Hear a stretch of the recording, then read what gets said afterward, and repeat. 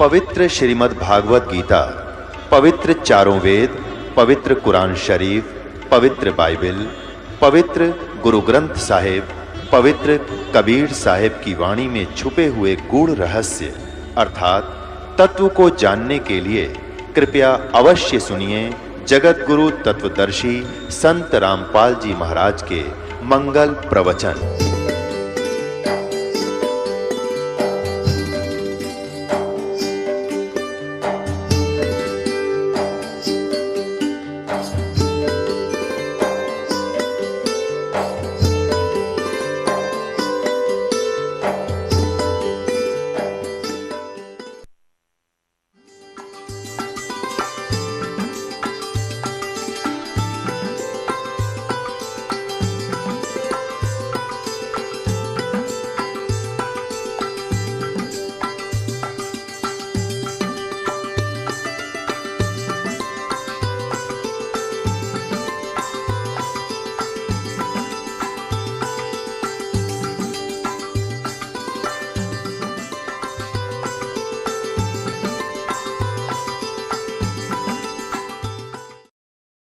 अपनात्मा ये अध्यात्म जगत जो है इसके अंदर आध्यात्मिक ही सब क्रियाएं काम करती हैं।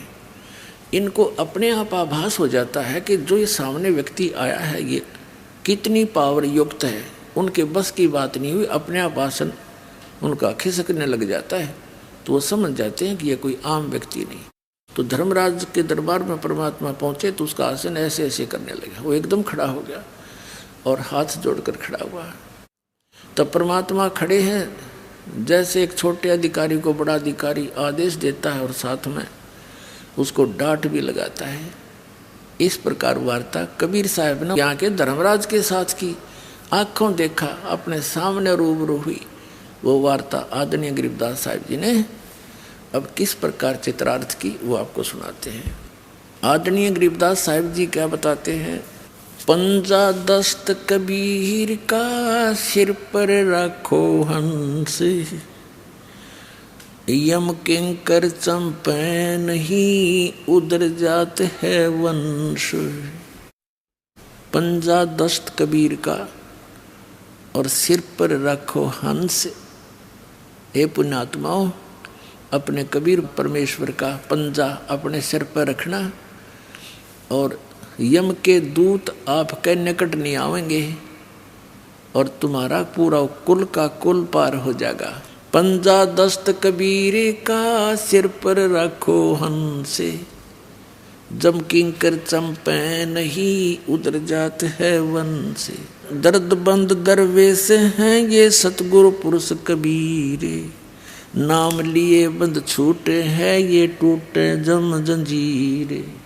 दर्द बंद दरवेश है, दरवेश माने संत, यानी जब वो परमात्मा संत रूप में आते हैं तो वो हमारे हमदर्द हैं, हमारे दुख में दुखी होते हैं, वो हमारी पीड़ाओं को समझते हैं। दर्द बंद दरवेश हैं सतगुरु पुरुष कबीरे, नाम लिए बंद छूटे हैं ये टूटे जम जंजीरे।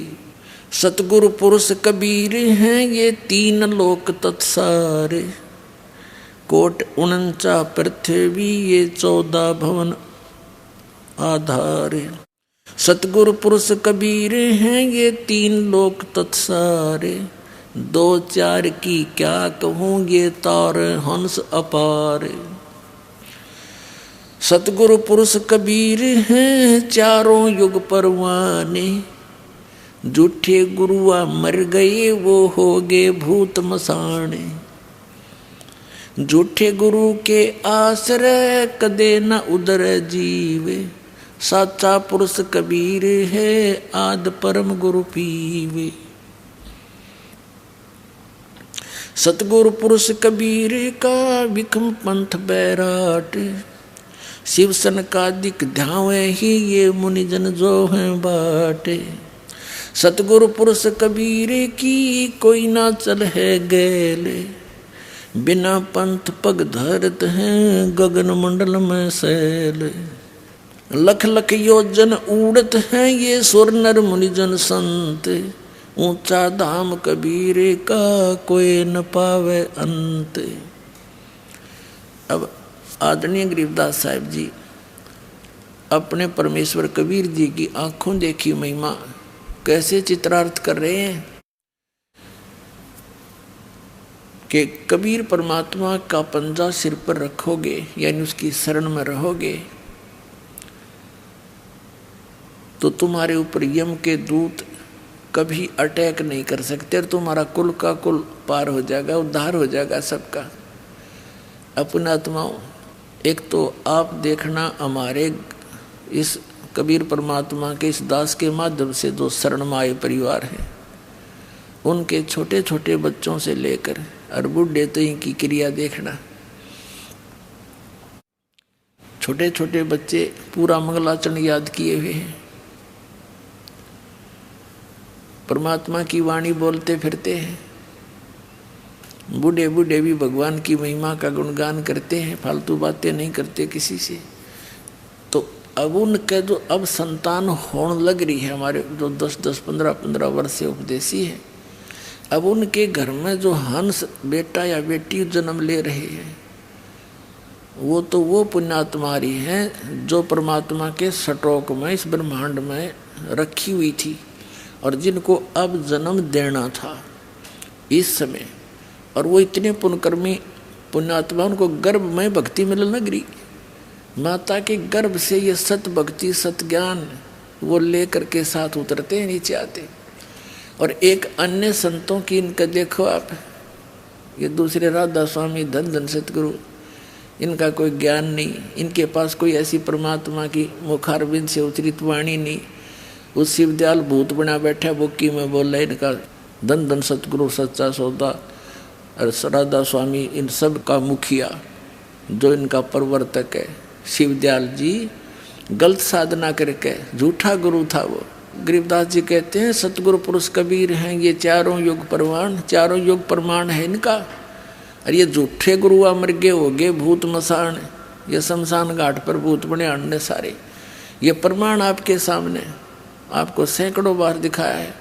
शिवदयाल जी जो राधा स्वामी पंथ का प्रवर्तक है, जो भारतवर्ष में सबसे ज़्यादा संख्या को बर्बाद करके चला गया, वो खुद भूत बन के अपनी शिष्या बुक्की में बढ़ के वो कापीवर रोटी खावे, वो सतलोक के लक्षण है उसके गए हुए। तो कहने का भाव ये है, जब तक हम सतगुरु शरण में नहीं आते हमारी दुर्गति होती है। कबीर साहब कहते हैं सतयुग में सत सुकृत कै टेरा, त्रेता नाम मुनींद्र मेरा, द्वापर में करुणा में कहाया, कलयुग नाम कबीर धराया। चारों युग में संत पुकारे कूक कहा हम हेल रे, हीरे माणिक मोती बरसे ये जग चुगता ढेल रे। कहते हैं सतगुरु पुरुष कबीर की कोई ना चल है गैल, गैल माने मार्ग, उस पंथ पर उस गैल में उस मार्ग में कोई नहीं चलता जो बिना पंथ पग धरत है। यानी जैसे विहंगम मार्ग होता है पक्षी वाला मार्ग, एक तो पपील मार्ग होता, पपील यानी चींटी, चींटी किसी वृक्ष पर चढ़ती है तो नीचे से शुरू करती है, जड़ से चढ़ती चढ़ती टहनी के चाहे शिखर में भी पहुंच जावा। और पक्षी क्या करता है, एक वृक्ष से उड़ा दूसरे पर जा बैठा 1 सेकंड में, इसको विहंग मार्ग कहते हैं। तो ये परमात्मा कबीर साहब के बारे में गरीबदास जी बता रहे हैं कि सतगुरु पुरुष कबीर की कोई भी उस मार्ग पर नहीं चल रहा है और उसके ना चलने से उन्हें कुछ प्राप्ति नहीं हो रही है। कैसे? लख लख योजन उड़त हैं ये सुर नर मुनिजन संत, ऊंचा धाम कबीर का कोई न पावे अंत। कहते हैं ऋषि सुर नर मुनिजन समाधिस्थ होकर के लाखों किलोमीटर तक, लख लख योजन, 1 योजन 12 किलोमीटर के लगभग होता है, तो इनको 12-12 लाख किलोमीटर ऊपर तक इनकी समाधि चली जाती है। लेकिन उस कबीर साहब के धाम तक ये इस विधि से जा नहीं सकते। वो परमात्मा की जो विधि है, मार्ग है, उससे ही वहाँ जाया जाता है। अब आगे क्या बताते हैं धर्मराय दरबार में देई कबीर तलाके, मेरे भूले चूके हंस को तू पकड़िए मत कजाके। अपने आत्मा अभी तक हमने ज्ञान था नहीं, दंत कथा लोक वेद सुना करते इन नकली संतों, ऋषि महर्षि आचार्यों और शंकराचार्यों से, जिनका कोई सिर पैर नहीं था। आपको तो पता नहीं, दास को तो इसका खूब बिटर एक्सपीरियंस हो रहा है और गहराई से सबके इतिहास पढ़ लिए, सदग्रंथ पढ़े, फिर इन महापुरुषों के अनुभव पढ़े। गीता आसपास भी नहीं, इन सदग्रंथों के इनके अनुभव और उन महापुरुषों के अनुभव पढ़े जिन्हें भगवान मिला, जिन्होंने भगवान मिले और जिन्होंने जो अपना अनुभव बताया वो आज सदग्रंथों में मिले। तो इससे सिद्ध हो गया कि जो इन सदग्रंथों से और इन परमात्मा प्राप्त महापुरुषों के वचनों से जिनका अनुभव नहीं मिलता, वो यूजलेस मनगढ़ंत दंत कथा वो कति व्यर्थ है। तो इन सब का व्यर्थ है। इस दास ने निर्णय कर रखा है, अनेताओं मैदान में जवाब दो दास का कि झूठ कह रहा हूँ, कोई भी ना चल सकता, सांप सा सूंघ गया सबने। आज कोई कोने में बैठ कर दास ये चर्चा नहीं कर रहा है, इंटरनेशनल स्तर के चैनलों पर इनकी सब की धोती सी धो दी और कोई तो सकता नहीं। बकवाद तो कितना कर लियो, लेकिन ज्ञान में बोल कर दिखा दो। ये भी कहो कि मैं झूठ बोल रहा हूँ, एक शब्द कहो, प्रमाणित करके बताओ, फिर पता चलेगा। मूर्ख बना दिया सारे संसार को। तो दास जो ज्ञान आपको सुना रहा है, इस पर आपको विश्वास कराने के लिए इतने प्रमाण देता हूँ कि दास जो बोल रहा है ये 100 की 100 सत्य है। अपनी तरफ से नहीं बोल रहा हूँ, उन महापुरुषों की वाणी को आपके रूबरू कर रहा हूँ जिन्होंने भगवान पा लिया और फिर उस जिन्होंने भगवान मिला और उनने जो ज्ञान बताया वो सदग्रंथों से फिर ये दिखाता हूँ कि इनमें भी ऐसा लिखा, देखो जिनको तुम सच मानते रहे हो आज तक। तो फिर विश्वास आसानी से हो जाएगा। ये विश्वास होना ही कठिन हो रहा है कि कबीर इज गॉड, और जिस दिन आपका ये हो गया कबीर इज गॉड, बस बातें खत्म हो जाएगी। फिर तो वाणी पढ़ा करेंगे, आंखों में आंसू आया करेंगे, घर घर बैठ कर भगवान की चर्चा चला करेगी। बकवाद करते हैं सारा दिन 2 रोटी के लिए, और ये परमात्मा प्रसन्न हो गया, घर भर देगा ठड्डे आपके, खाया भी ना जा सारी उम्र आप पर, इतना दे देगा आपको।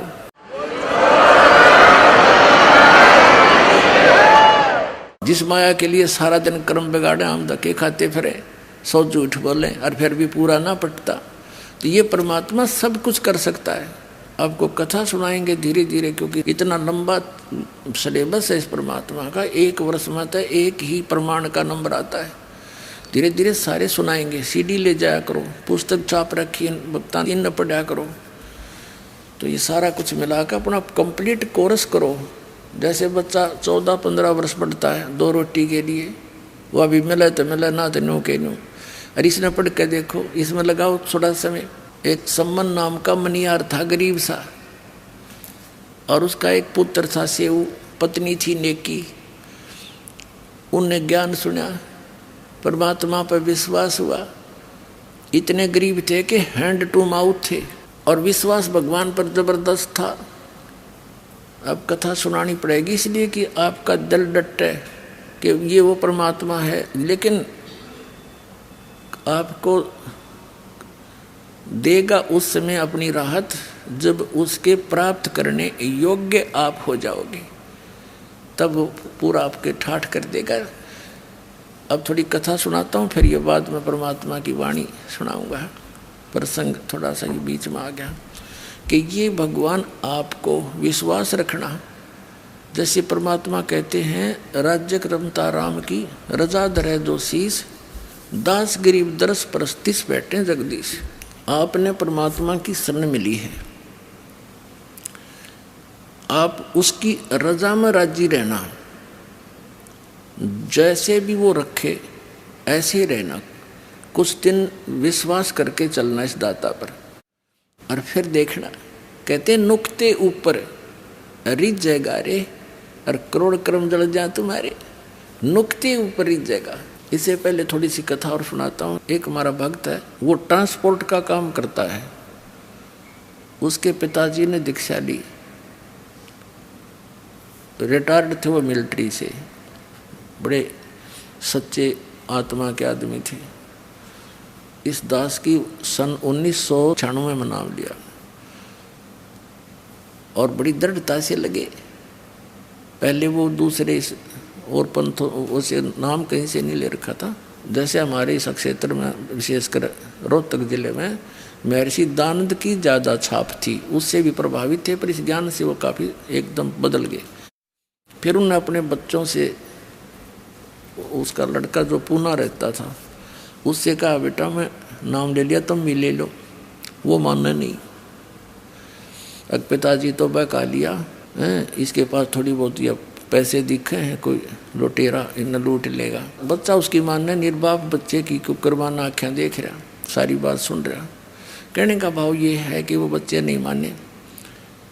कुदरती उसने 2 पाठ रखवा रखे थे अपने दोनों पोतों के उपलक्ष्य में। उसकी उस दौरान मृत्यु होगी, क्षण में मृत्यु होगी। तो मृत्यु के समय उनके संकल्प किए हुए पाठों को कराना मजबूरी बन गई बच्चों की। तो उस समय उसने वो ज्ञान सुनना पड़ गया, मजबूरी होगी उसकी। अब कहते हैं सोचल सिद्धर मैं करूँ अपने जन के काज। तो उस लड़के ने परमात्मा का ज्ञान सुना। पहले तो बिल्कुल विपरीत विचार रखता था, तुरंत बदल गया, पूरे परिवार को दीक्षा दिलवा दी। उसके पास 1-2 गाड़ी थी उस टाइम। दीक्षा लेकर वो चला गया। सीडी हमारी कैसेट बना रखी थी पहले हमने, ये वो ले गया सारी। उसने सारा कुछ सुना, बहुत अच्छी तरह दृढ़ता से उसको समझ में आ गया, सारा ज्ञान कंप्लीट दृढ़ हो गया। उस दौरान क्या हुआ कि उनकी एक गाड़ी एक्सीडेंट हो गई और उसका गलती से किसी कारण से वो इंश्योरेंस एक ही दिन आगा पीछा हो गया था। तो वो उस टाइम इस शरीर की कीमत थी 80-90 हज़ार रुपये की हानि उसको होगी। उसकी माँ को उसने संदेशा दिया कैसे ऐसी होगी। उसकी माँ कहने लगी, भाई यूँ नाम छोड़ दो, देख नाम लिया तेरा बाबू मर गया, और तो हमने नाम लिया तेरी गाड़ी 80 हज़ार का नुकसान हो गया। लेकिन वो लड़का समझ गया था कसूती तरह। तो अपनी माँ को तो जैसे तैसे उन्हें संतुष्ट किया। फिर वो बताओ था बाद में, कहने लगा, जी मैंने तो हाथ फैला के ये कहा था, परमात्मा अपनी शरण से दूर ना करना, चाहे भीख मंगवा लियो, आपका दास रहे आपकी शरण में। नो कहता, जी मैं तो उस दिन के बाद और आज तक उस परमात्मा ने ऐसी रजा बख्श रखी उस बच्चे पे, सैकड़ों की संख्या में तो गाड़ी दे दी, और उसका दान धर्म की पूरी नीत आज तक ज्यों की त्यों है। तो परमात्मा कहते हैं, नुक्ते ऊपर रिझ जाएगा रे, करोड़ कर्म जल जाए तुम्हारे। वो नुक्ता था, जब फेल हो जाता तो खत्म था, वो तो वे लिया था और गणा हो जाता। और उस नुक्ते पर नूराजी हो सा भगवान, जो रिझ जय जगदीश, फिर देखना ठाठ थरे सब क्या है। और फिर इस माया की अपन जरूरत भी नहीं है, लेकिन ये इतनी दे देगा, संगवाई नहीं जाएगी आप पर। फिर इसको पा करके विचलित मत हो जाना, ये विष समझ लेना, ये माया आवश्यकता से अधिक कर पे नहीं रहनी चाहिए। और जब मालिक साथ रहा, परमात्मा कहते हैं, कल्पे कारण कौन है कर सेवा नहीं काम, मन इच्छा फल दूंगा जब पड़े मेरे ते काम। तो इस तरह की दृढ़ता और सच्चे भाव से मालिक में समर्पण आप कहा जाएगा ना, उस दिन फिर देख लेना भगवान क्या नहीं कर सकता। एक प्रमाण नहीं, लाखों प्रमाण याद हैं इस परमात्मा के। और अब सन 1994 से लेकर आज तक इस दास ने जिनको भी उपदेश दिया है, परमात्मा की शरण दिलाई है, उनकी पहले क्या स्थिति थी और आज उनके क्या सुख है, उनके मुख से सुनने से विश्वास गणा होगा आपको। एक परिवार की कथा सुनने लग जाना, कान बहरे हो जाएंगे। जो पहली बार सुनेगा उनके इतने सुख दे रखे परमात्मा ने। लेकिन उनको ये भी विश्वास हो चुका है कि हमने धन की जरूरत नहीं, हमारा धन तो ये है, हमारा नाम सुरक्षित रहे और काम नहीं कोई अड़े। काम नहीं अड़ेगा भगवान का, भगवान के बच्चों का काम अड़ गया फिर भगवान कितने गया। फिर घनी मांगने की जरूरत नहीं, इस पर बेमतलब डिमांड नहीं रखा करते। बेमतलब की डिमांड तो मन रखता है, आत्मा रखती है आवश्यकता की। तो आत्मा की जो पुकार है दाता सुनता है, इस मन की नहीं। मन तो काल का एजेंट है। तो पुणात्मा आप इस ज्ञान से पूर्ण परिचित हो जाओ फिर देखना इसकी ठाठ। आप देखो कितना धनी है, टेंशन खत्म नहीं। और आपने परमात्मा का बच्चा चाहे सिंपल सा घर पर रहता हो तो उसको कोई टेंशन नहीं, क्योंकि उसको मालूम है कि समर्थ हमारे सिर पर बैठा है। शेर सौंप्या गुरुदेव को, सफल होया यो शीश, नितानंद इस शीश पर आप बसे जगदीश। परमात्मा को सिर सौंपा। सिर सौंपना कोई काट के नहीं देना, समर्पित हो जाना। अब एक कथा सुनाता हूँ आपको। ये सेऊ और सम्मन नाम के, सेऊ तो उनका पुत्र था, सम्मन पिता, निक्की उस सेऊ की माँ यानी सम्मन की पत्नी थी। वो दोनों मनियार का काम करते थे। निक्की भी मनियारी का काम करती थी, चूड़ी पहनाया करती थी बहन बेटियों को, और वो मनियार भी। गरीब इतने थे, बहुत गिने, हैंड टू माउथ थे, विश्वास भगवान पर दृढ़ था, सत्संग बहुत सुन रखे थे परमात्मा के। अब वो जहाँ भी चूड़ी पहनाते थे बहनों में बैठकर, तो बहाना सा मिलाकर चूड़ियाँ भी पहनाते रहते, अपने भगवान की कथा भी सुनाते रहते। हमारे गुरुजी ऐसे हैं, हमारे गुरुजी ऐसे हैं, कबीर नाम है, उन्होंने ऐसे सिकंदर राजा के जलन का रोग था वो ठीक कर दिया। सिकंदर राजा ने एक गऊ काट दी थी बीचों बीच परीक्षा के लेने के लिए भगवान की, कि इसको जीवित कर दे, जब मानूं तो कि साहब संत है, वो जीवित कर दी थी। यानी इस तरह की बहुत कथा सुनाया करते थे। तो बहनें उन दोनों का मजाक करा करती, जब तो सुन लेती पीछे तो कहा करती तो पागल हो रहे हैं, एक दानक न भगवान बतावे। कहने का भाव ये है कि वो अपने स्वभाव व सबको ऐसे बताते रहते थे। एक दिन क्या हुआ कि सेऊ नाम का जो लड़का था अन्य बच्चों में खेला करता था, वो भी यही कथा सुनाता बच्चों में। तो वो बच्चे कहा करते थे कि आप बताते हो आपके गुरुजी सिकंदर लोधी के वहाँ गए, घर पर गए, वीर सिंह बघेला काशी के नरेश के घर पर गए, उन नाम ले रखा था। और भी आप ऐसे दामोदर सेठ के घर पर गए, तुम्हारे घर पर क्यों ना आते? तुम्हारे गुरुजी तो स्वार्थी हैं, वो तो पैसे वाले और राजाओं के पास जाते, तुम्हारे घर पर आए कभी? वो कहने लगा बच्चा था सेऊ, ना भी हमारे घर पर तो गुरुजी नहीं आए कभी। फिर वो तो भाई पैसे वालों के जाते हैं, ये तो पैसे के पुजारी होते ये गुरु। अब वह बच्चे के बाद खटकी, उसने अपनी माता और पिता से कहा कि माता अपने गुरुजी कभी अपने घर नहीं आ जाएंगे? वो हमारे घर गुरुजी आ जाएं तो बड़ी अच्छी बात हो। तो नेकी और सम्मान दोनों कहने लगे बेटा उनके तो लाखों सेवक हैं, और किस किस के घर में जाओगे, वो तो दूर थोड़े ही हैं, परमात्मा तो बेटा हमेशा साथ रहते हैं। सेऊ आंखों में आंसू भर के कहता माता जी बच्चे ऐसे ऐसे कह रहे थे, और एक बार गुरुजी आ जाना तो मैं उनको कहने जोगा हो जाऊं। अब देख आगे ना मेरे गुरुजी स्वार्थी नहीं है, मैं कहता हूं उनको पर वो नहीं मानते। ऐसे उनकी चर्चा हो ही रही थी, और नेकी और सम्मान उनको समझा रहे थे बेटा हमारे साथ ही रहते हैं, वो दूर थोड़े ही है, अब किस किस के घर जाएंगे गुरुजी से ऐसे ऐसे। और उधर से ये एक कमाल नाम का लड़का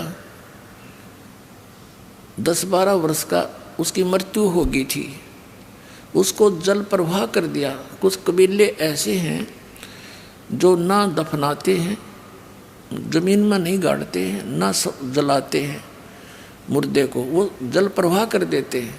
4 प्रकार से दाग दिए जाते हैं इस बॉडी को, शरीर को।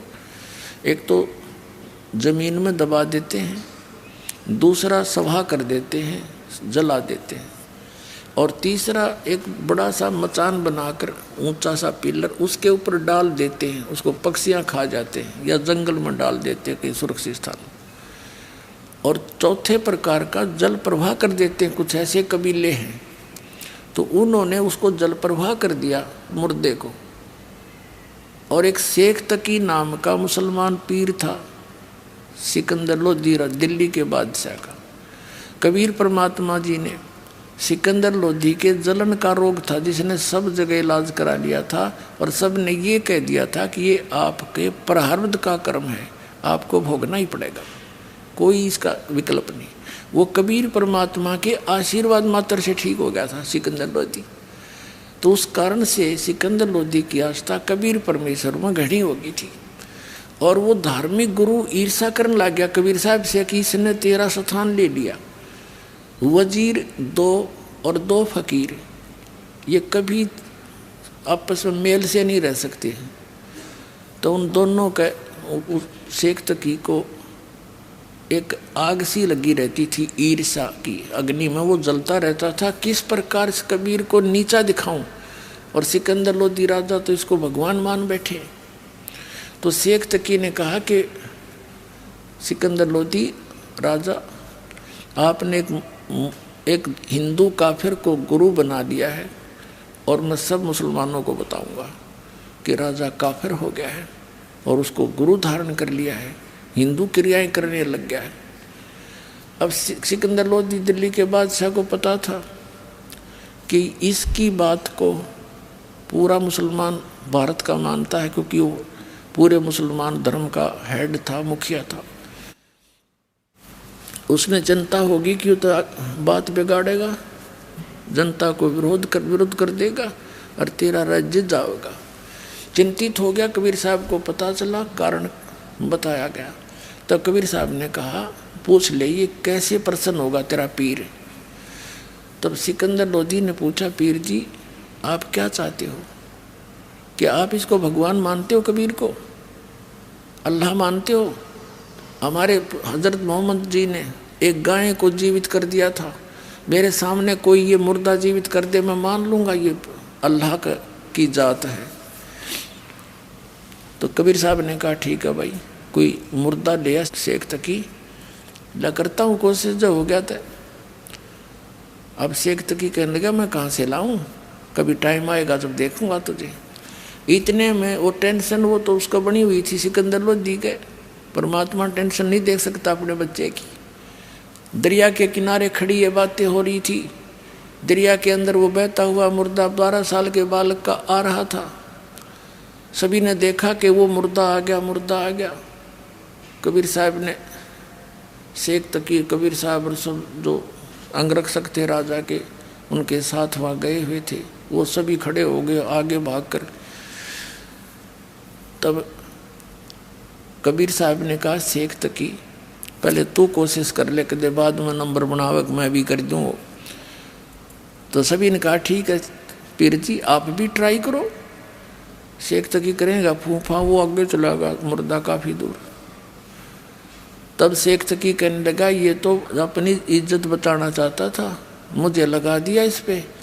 ये चाहता था कि ये निकल जाए, तेरे सिर से बला टल जाएगी। मुर्दे कभी जीवित होते हैं, वो तो कभी कयामत के समय होगा। अब कबीर साहब ने कहा ठीक है, थक लिया तू। तब परमेश्वर ने जैसे मुर्दा यूं बह कर जा रहा था, ऐसे हाथ किया वापस, जैसे इंजन वाली नौका चलती है दरिया के विपरीत दिशा में भी चल पड़ती है, ऐसे मुर्दा वापस आ गया ऐसे, और वहाँ खड़ा हो गया। नीचे से लहरें जा रही हैं दरिया की, और वो बच्चा ऐसे है। तो परमात्मा ने कहा कि हे आत्मा, कबीर हुक्म से जहाँ भी तू चली गई है वापस आके इस शरीर में प्रवेश कर। इतना ही कहा था परमात्मा ने। लड़का ऐसे ऐसे कंपने लगा, एकदम खड़ा होकर बाहर आया, दंडवत प्रणाम किया। बोलो सतगुरुदेव।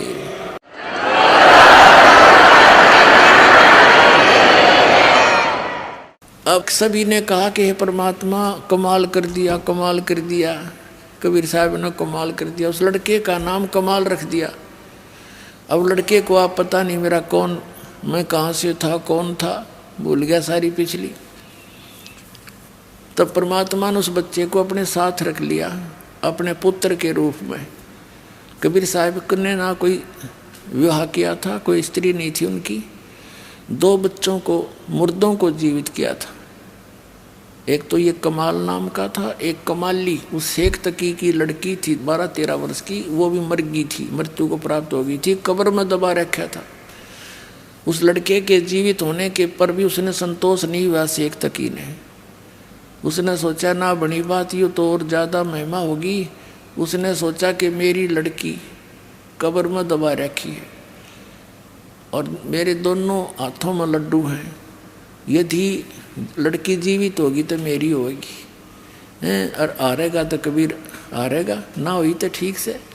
तो उसने सारे मुसलमान धर्म को प्रेरित किया, अपने आसपास के जितने उसके दिल्ली के मुसलमान थे कि भाई राजा तो काफिर हो गया, ये हर वो हर सटपट मारी, अब क्या करें शेख तकी, पीर जी आप बताओ जो आदेश दो कि हम आपके साथ हैं। तो उन्होंने कहा राजा से हम पूछेंगे कि इससे कहो मेरी लड़की को जीवित करके दिखा दे, तब मानेंगे ये भगवान है। तो सारे बोलिए ठीक, क्योंकि हम इतने भोले सा हैं, एक नेता के पाछा से होकर मेरे को बंद करा दिया, हम सारी करने तैयार। वो अपना बेनिफिट देखता है, मूर्ख हमें बनाते हैं ये लोग। ऐसे ही हुआ, हजारों की संख्या में जनता पहुंच गई। राजा ने कारण पूछा, कारण बता दिया, फिर टेंशन होगी, सिकंदर लोधी को क्या तो बात बिगड़ेगी। तब कबीर जी को ये संदेश मिला, परमात्मा ने कहा कि ऐसे कहो, इसको कह दे तीसरे दिन इस लड़की को जीवित कर दूंगा, लेकिन आसपास के पूरे क्षेत्र में मुनादी करवा दो, अनाउंसमेंट करा दो कि ये तीसरे दिन कब्र से लड़की निकाल के जीवित की जाएगी।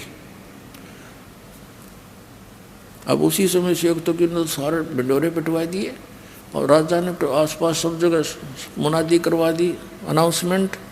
लाखों की संख्या में लोग, कई हजारों की संख्या में लोग इकट्ठे हो गए, दर्शक, कब्र फुड़वा दी। अब कबीर साहब ने कहा कि शेख तकी अब तू कर ले जंतर मंतर अपनी बेटी को जीवित करने के लिए। तो उपस्थित जन कहने लगे जी इसके पास कोई शक्ति होती है आत्मिक, तो अपनी बेटी ने कौन मरने देता है, आप ही कृपा करो। तो परमात्मा ने कहा कि हे शेख तकी की लड़की जीवित हो जा। नहीं कोई एक्शन हुआ। दूसरी बार फिर यही कहा, तीसरी बार फिर यही कहा कि हे शेख तकी की लड़की जीवित हो जा। लड़की जीवित नहीं हुई।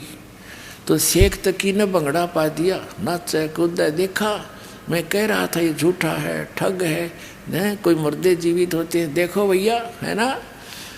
तब कबीर साहब बोले डट जा, रुक जा शेख तकी। अब देखो उस नालायक व्यक्ति ने अपनी बेटी की, अपनी पुत्री का जीवित होने का दुख नहीं, जीवित ना होने का दुख नहीं, कबीर साहब के आरण की खुशी मना रहा। तब परमात्मा ने कहा कि हे जीवात्मा, जहाँ भी चली गई है, कहीं पर भी किसी योनि में, वहीं से उस शरीर को छोड़ और इसमें प्रवेश कर, वहाँ से आर वापस आ। तुरंत परमात्मा के आदेश से तुरंत वो लड़की में एकदम कंपन हुई और वो लड़की जीवित होकर परमात्मा के चरणों में आकर दंडोत प्रणाम किया। बोलो सतगुरुदेव।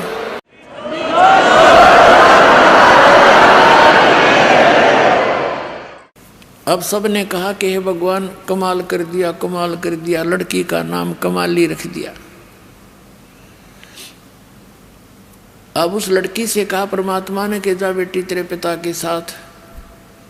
लड़की ने 1.5 घंटे तक प्रवचन किया परमात्मा के पावर से और कहा पिताजी मेरे असली परम पिता मिल गए मुझे, तुम्हें माता च पिता तुम्हें आप मिल गए मुझे। इस नकली पिता का और मेरा संस्कार समाप्त हो चुका था। आगे मैं दूसरी योनि में जाने की तैयारी कर रही थी पशु पक्षियों की, और ये परमात्मा मेरे वहाँ गए और मुझे वहाँ से छुटवा के लाए। ये लोगों, ये जनता वालों, ये भगवान हैं, ये अल्लाह हैं, अल्लाहु अकबर तुम्हारे सामने खड़े हैं। मैंने पहले इससे आज से तीसरे जन्म में, चौथे जन्म में मैंने परमात्मा की शरण ग्रहण करी थी। 4 वर्ष तक वो भक्ति की थी जो इन्होंने मुझे मंत्र दिया था। फिर लोक लाज में आकर मैंने वह छोड़ दी थी। उसके कारण फिर मुझे 2 मनुष्य जीवन और मिले। ये मनुष्य जीवन मेरा इतना ही था, आगे मानव जीवन का संयोग मेरा नहीं बचा था। इस परमात्मा ने फिर दया करी मेरे पर। और लोगों, चरण पकड़ दो इसके। पुण्यात्माओं, कई हजारों की संख्या में इस चमत्कार को, इस लीला को देखकर कई हजारों की संख्या में उपस्थित लोगों ने कबीर परमात्मा से नाम लिया, उनके शिष्य हुए। तो ऐसे 64 लाख शिष्य हुए थे परमात्मा के। ऐसे उनकी महिमा को देखकर उनको सुख दिए दाता ने, क्योंकि वो तो हमारा पिता है और वो समर्थ है इस पूरे ब्रह्मांड में। वो परमात्मा एक जरा सी रजा करके और सबको, आपको सारे सुख दे सकता है। जय प्रसन्न हो जाता है। प्रसन्न आपने करना पड़ेगा, विधि बता दी। इस परमात्मा के अतिरिक्त आपके हृदय में अन्य उपासना की सपने में बात नहीं आनी चाहिए, तो युवराज जी होगा। जो पति भरता पति से राती, आन पुरुष निभावे, बस पी हर में सुरत परितम में, ऐसे ध्यान लगावे। यानी अपने मालिक के अतिरिक्त किसी और में आस्था नहीं रखे, युग तब प्रसन्न होगा। तो प्रसंग चल रहा था, वहीं आते। अब वो लड़का कमाल परमात्मा के साथ रहा पुत्र रूप में। हम इसे नीच हैं। ये लड़का दरिया से बहता हुआ आया था, तब जीवित किया था कबीर भगवान ने। ये चित्र पहले दिखा नहीं पाए थे। हम इतने नालायक हो गए, हम भगवान को भी धोखा देते हैं। ये कमाल नाम का जो लड़का था, परमात्मा ने जीवित किया था, अपने बच्चे की तरह रखा। इसको वो अमृत ज्ञान दिया, भक्ति दी, इसका पालन पोषण किया। जब ये जवान हो गया 20-22 वर्ष का, तो फिर ये तो परमात्मा से डेली कथा सुना करता था। आम आदमी ने याद हो जाती है, तो उसको भी याद होगी। हम इसे भोले भाले हैं, यही हम मार खाते आए हैं। कहते हैं गुरु को तजय बजय जो आना, तापसुआ को फोकट ज्ञाना। अब क्या था, परमात्मा के सुने ज्ञान को, उन्हीं कथाओं को आप सुनाने लग गया। जवान वैसे था, अच्छी सुरीली आवाज़ थी, तो बहुत सी जो संगत थी वह परमात्मा को थोड़ा और कमाल को ज़्यादा चाहने लगी। परमात्मा तक ये बातें आई। उन्होंने सत्संग के माध्यम से बहुत बार कहा कि भाई गुरु को तजय बजय जो आना, तापसुआ को फोकट ज्ञाना। अपने गुरु के अतिरिक्त यदि आप किसी में आस्था रखते हो तो आपको उस पशु को कोई ज्ञान नहीं है, फोकट ज्ञान है उसका। और कहा करते थे कि ये कमाल तुम्हें क्या देगा, ये तो आप एक पुजारी है। इस तरह बहुत बार कहा, लेकिन हम इतने नालायक हैं। हमने यही किया था सतलोक में, जहाँ हमने मार खाई थी। भगवान कहा करते तुम निरंजन युग क्या देगा तुम्हें, इसकी क्रिया मत देखो, ये तपस्या करा करता था। लेकिन हम अंदर से उसको चाहते रहे। उधर से फिर हम इसके साथ यहाँ आगे देख क्या दुर्गति होगी हमारी। तो परमात्मा ने कमाल को भी धमकाया, भाई अपनी सीमा में रहा कर, ऐसा अच्छा नहीं लगता। अंत में क्या था कि वो कमाल फिर परमात्मा ने कई बार झटक दिया और वो वहाँ को परमात्मा को छोड़कर चला गया। उसने सोचा कि बहुत सी जनता तेरे साथ होगी है और ये सब तेरी महिमा करते हैं, नारा आश्रम जा बनाया। और बहुत सी संगत ये मूर्ख उसके साथ, उसके मीठी मीठी बातें माँ के उसके साथ हो गई। अब बताओ वो एक नकली व्यक्ति क्या देगा उनको, भगवान छोड़कर उनके साथ लग लिए। ये लंबी अलग कहानी है, फिर बताऊंगा। तो वो कमाल नाम का पुत्र परमात्मा के साथ रहता था। उसको अभिमान हो गया था कि मैं जो गुरुजी की सेवा करता हूँ और कोई नहीं कर सकता। अब पुण्यात्मा मालिक को पता था, अंतर्यामी थे वो, तो कई बार इस तरह की बातें कमाल जी ने कर दी थी। भगवान ने कहा था कि अच्छा बेटा, परमात्मा कहा करते बेटा तेने सेवक तो देखे नहीं है मेरे।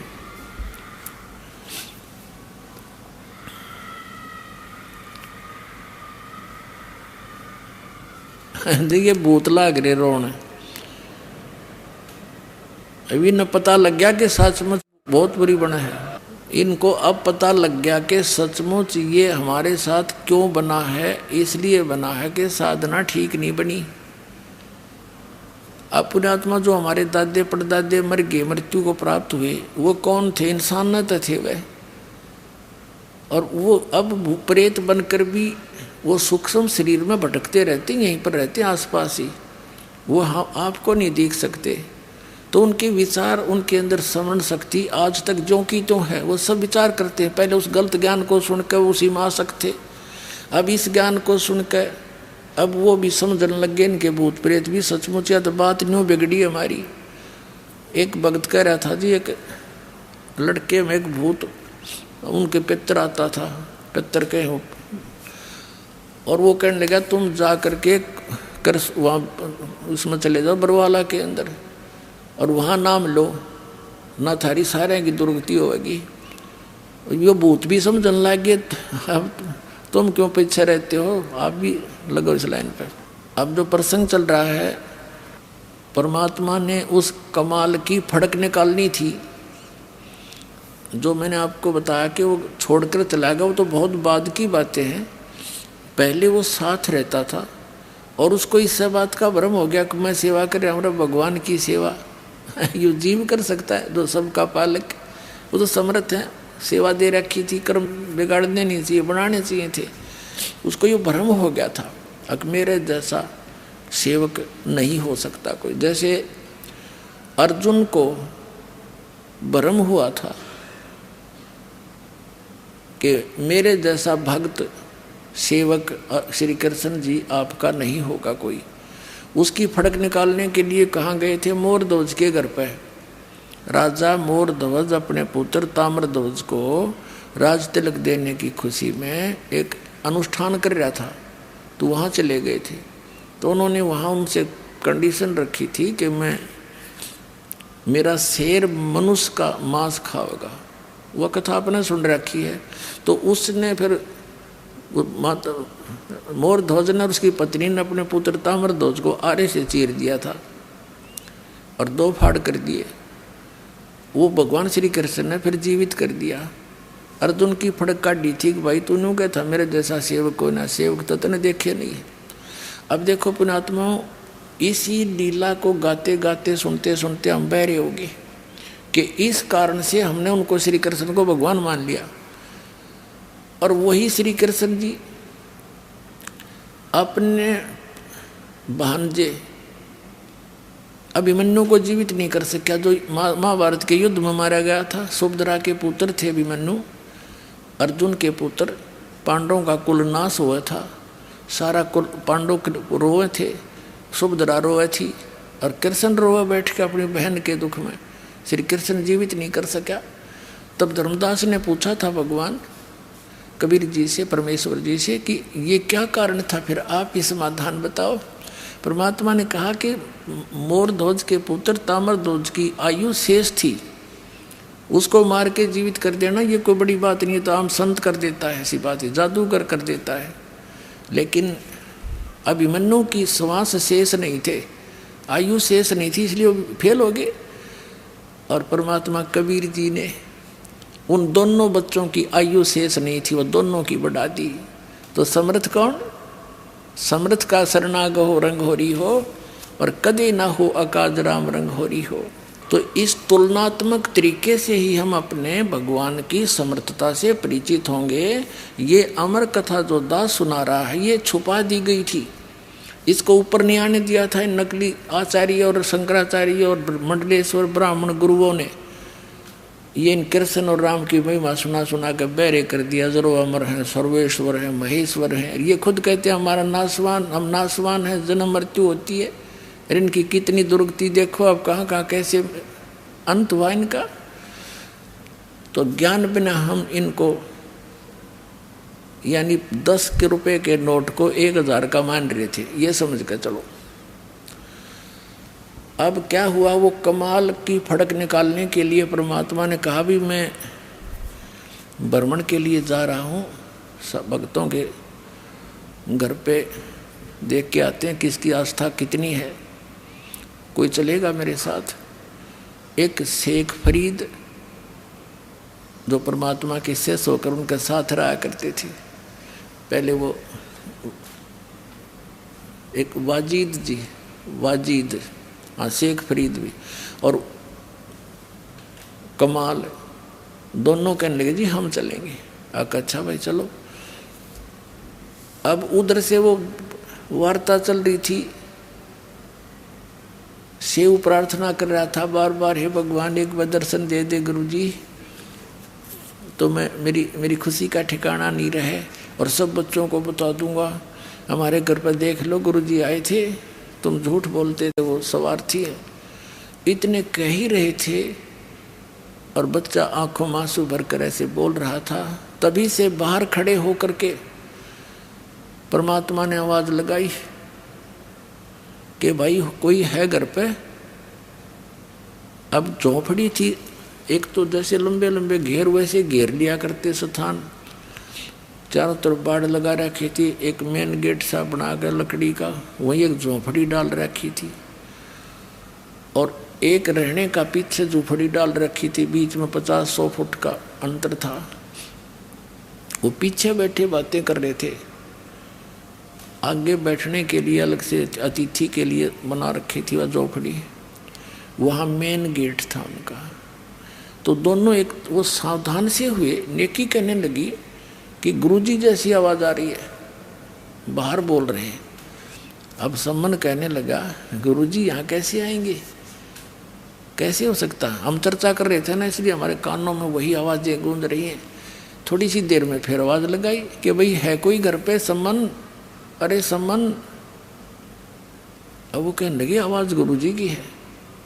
अब दोनों तीनों भाग लिए बाहर को देखने के लिए। क्या देखा सामने, वो 3 संत खड़े हैं, 2 भक्त और एक परमात्मा खड़े। अब उनको विश्वास नहीं हो रहा कि गुरुजी और हमारे द्वार, गरीब के द्वार पर, मतलब गरीब अमीर से नहीं, गुरुदेव आगे इतनी श्रद्धा। वो ऐसे हो गए जैसे सौपन देख रहे हो, आंखें फाड़ फाड़ कर। काफ़ी देर तक, कुछ सेकंड के लिए ऐसे सब स्तब्ध से हो गए। तब उसने, कमाल ने कहा कि गुरुजी को अंदर भी चलने की कहोगे या यहीं खड़े रखोगे। तो वो ऐसे आँख से मसल कर देखा, चरणों में गिर गए तीनों के तीनों। और आओ महाराज अंदर बैठो। हे भगवान आज ही चर्चा कर रहे थे, आप तो अंतर्यामी हैं, आप तो पल पल की आवाज़ सुनते हो। आपका बच्चा आज ही याद कर रहा था आपको। वहाँ बाहर वाली बैठक में बैठा दिए झोपड़ी में। जैसा भी फटे पुराने कपड़े उनके पास उपलब्ध थे गरीबों के, मालिक बैठ के सौंकते। अब सम्मन ने जल करवाया, जल पानी पिलाया, चर्चा करते रहे। भगवान बड़ी दया करी, कैसे दया करी गरीब की झोंपड़ी पर। आप तो समर्थ हैं दाता, आज ही आपकी बच्चा आपको याद कर रहा था। ऐसे चर्चा चलती रही, काफ़ी देर भी समय बीत गया। फिर सम्मन ने कहा कि भगवान भोजन की सुनाओ। परमात्मा ने कहा भी रोटी खावांगे, भूख लग रही है, भोजन प्रसाद करेंगे। अब सम्मन आया घर पे अपनी पत्नी के पास और कहा गुरुजी भूख लगी है, पैदल चल कर आए, खाना बनाओ। अब नेकी कहने लगी कि घर पे तो आज आटा नहीं, एक रोटी का भी आटा नहीं है। तो सम्मन ने कहा जाओ किसी से उधारा ले आओ, मांग ला उधारा।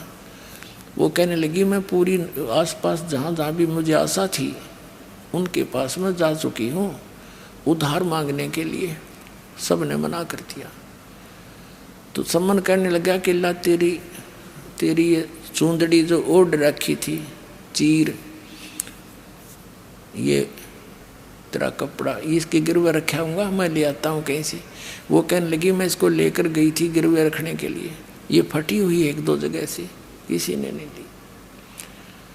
अब सम्मन बैठ गया कलेजा पकड़ के कि भगवान आज क्या बनी।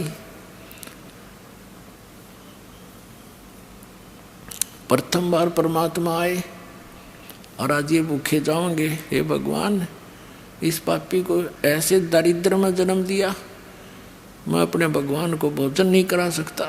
न रो बुरी तरह। नेकी ने कहा कि ऐसे नहीं, मेरी बात सुनो, आप ऐसे करो, अब तो कह दो गुरुदेव को कि भगवान सुबह भोजन करवावांगे, ये अंतर्यामी है, सारी जान जाते हैं, संत संकेत समझते हैं, और सुबह भोजन करावांगे। तो सम्मान करने लगा, सुबह कहाँ से लाएंगे? तो नेकी ने कहा कि रात ने तुम चोरी कर लाइयो। अब प्रतिदिन वो लड़का सुना करता था प्रवचन कि भी जो चोरी करते हैं उनका नाश होया करे। और उस दिन माँ के मुंह से ये बात सुनकर वो स्तब्ध रह गया। कहने लगा, माता, चोरी करने वालों का तो विनाश होता है, वो कभी उभरते नहीं।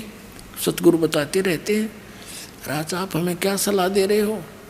तब नेकी ने बताया, बेटा, ये नगरी वाले पैसे वाले घने हैं, और जहाँ माया घनी है उनका सिर फिर जाया करे, ये कुदरती बात है।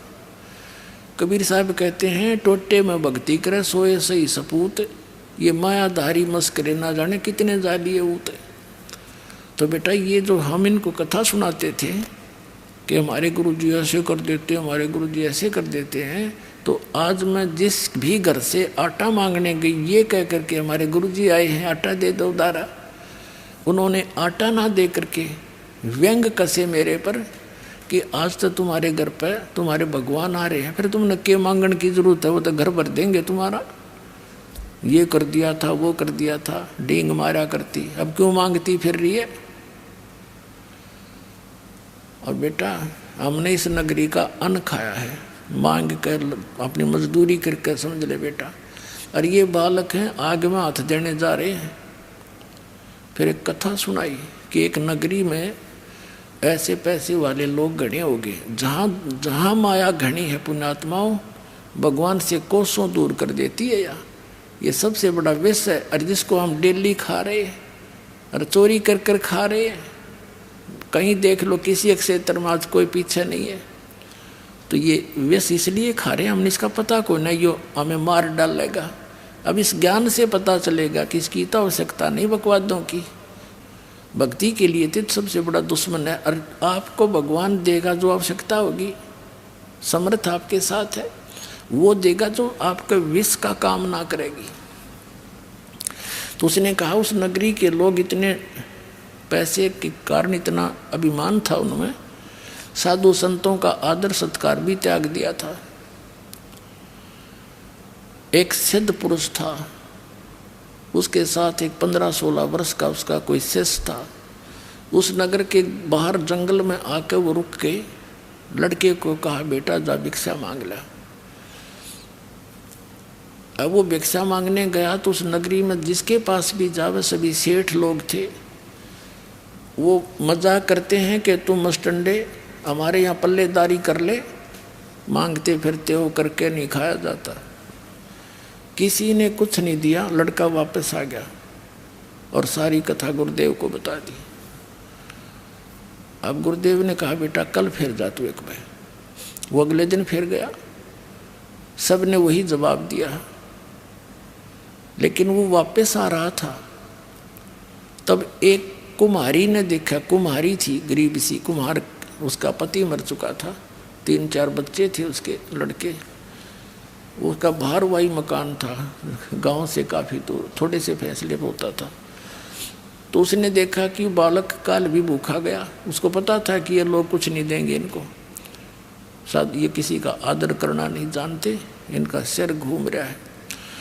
उसने एक माँ की दृष्टिकोण से देखा कि मेरा बालक होता और 2 दिन भूखा सोता, कैसे जीवन व्यतीत करता। तो उसने कहा, महाराज आप कल भी आए थे, खाली गए, आज भी खाली जा रहे हो? कहा, माई खाली जा रहा हूँ। उसने कहा कि मैं कुम्हारी हूँ और ये कुछ आटा ले जा। रोटी बना रखी थी उसने, आटा को तो आटा दूँ, रोटी को तो रोटी दूँ, और ये ले जाओ और आपके गुरुजी को बता दियो कि कुम्हारी के घर से प्राप्त है, क्योंकि कई ऐसे संत होते थे जो छोटी जाति वालों का नहीं खाते थे। तो कहीं मेरे को और बद्दुआ ना दे दे, बेटा बता देना महाराज। अच्छा माई, वो ले गया भोजन, अपने गुरुजी से बता दिया। गुरुजी ये नगर तो कति निकम्मे आदमियों का बराबर है, और जानबूझकर बकवास कर रहे हैं कि तुम मांगते फिरते हो, करके क्यों नहीं खाते, कुछ ये कर लो। ऐसे ऐसे एक माई ने आटा दिया, ये भोजन दिया है, और उसने ऐसे ऐसे बताया है।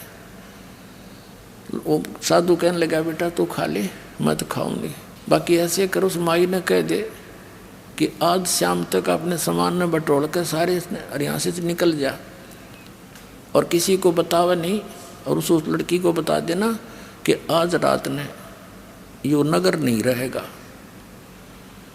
और साधु संतों की उनसे वो परिचित थी। भगत ने जाकर बता दिया कि माई ऐसे ऐसे गुरुजी का आदेश है, मेरे गुरुजी जो कह देते हो सच्ची होया करे, तू निकल जाए यहाँ से। और ये कहा चाह तू रात में बस चली जाएगी ना, और तुझे शाम हो जा वहीं रुक जाना, वहीं बस जाएगी। तो वहाँ से वो चल पड़ी, अपने गधे पर सारा सामान लाद कर चली गई। 8-10 किलोमीटर जाकर रात होगी, वहीं रुकेगी। उधर से रात्रि में ऐसा भूकंप का व्यवस्था हुई, पूरा नगर नाश हो गया, कोई नहीं बचा उसमें एक जीव भी, सारा मर गया। और वो लड़की जहाँ बैठी थी, आसपास के लोगों को पता चला, वहाँ पहुँचे, उसने सारी कहानी बताई। ऐसे ऐसे साधु संतों के साथ इन्होंने बदतमीजी की थी, और मुझे ये कह दिया था तू चली जा। तो गांव के आसपास के व्यक्तियों ने उसको वहीं कह दिया, बहन तू यहीं रह।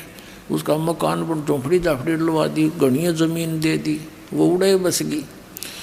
अब उस लड़की ने बताया, वो गांव बना हुआ बताते हैं उसके नाम से। अब वो नेकी बता रही है कि बेटा इन गेला नो बनेगी, ये परमात्मा तो कुछ कह को नहीं, ये तो चले जाएंगे भूखे पैसे, लेकिन यू काल फिर इनको, ये बच्चे सारे भगवान के हैं, और काल को दाव लग जाएगा, नुक्ता मिल जाएगा इनका नाश करने का। अपने आत्मा जैसे प्रधानमंत्री का कोई निकम्मा डले मार दे, प्रधानमंत्री कुछ ना कहे उनको, लेकिन पुलिस वाले उसकी बाँह पकड़ के ऐसा समारेंगे, याद रखेगा। तो इसी प्रकार कबीर साहब तो ये हमारे भगवान हैं, ये तो नहीं दुख देंगे, लेकिन काल फिर उनको बख्शा नहीं, क्योंकि इस डर से कि इस मालिक को इन्होंने ऐसे कैसे कह दिया, तो इसलिए ये सब खत्म हो जाएंगे बेटा। एक नियम है यहाँ का।